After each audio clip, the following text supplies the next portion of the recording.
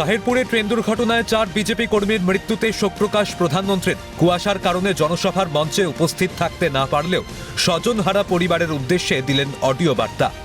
পরিবারের পাশে রয়েছে রাজ্য প্রশাসনও।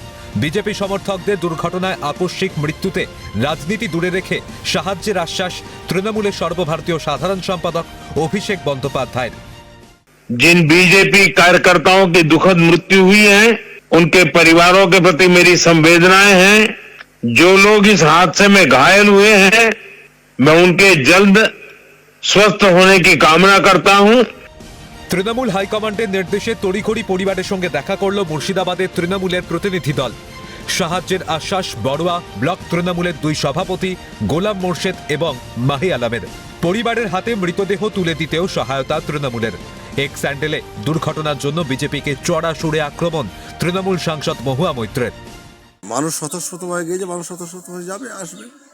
সেটাই যদি হয় আটকানোর জন্য, তাহলে আমাদের সরকারের নির্দেশে, অভিষেক বন্দ্যোপাধ্যায়ের নির্দেশে আমরা তো এখানে মৃতদের বাড়িতে আসলাম কেন?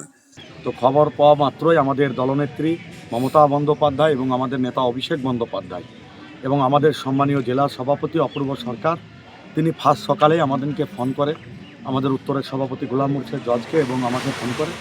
সেখানে বলা হয় যে দূরত্ব তাদের বাড়িতে গিয়ে তাদের পাশে দাঁড়ানো।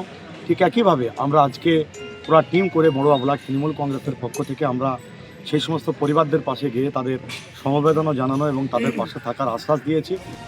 জনসভায় যোগ দিতে এসে দুর্ঘটনা, আকস্মিক দুর্ঘটনা, স্বজন বিয়োগ। পরিবারের এই বিপদের দিনে কেন্দ্র রাজ্যের আশ্বাসে আংশিক স্বস্তিতে পরিবার। আগামী দিনে প্রশাসনের আনুকূল্যে পরিবারের সদস্যদের মৃত্যু যথাযথ তদন্ত হয় কিনা সেটাই দেখার। প্রসেনজিৎ বিশ্বাস, সুবীর দাস ও ভিক্টর বন্দ্যোপাধ্যায়ের রিপোর্ট, ক্যালকাটা নিউজ।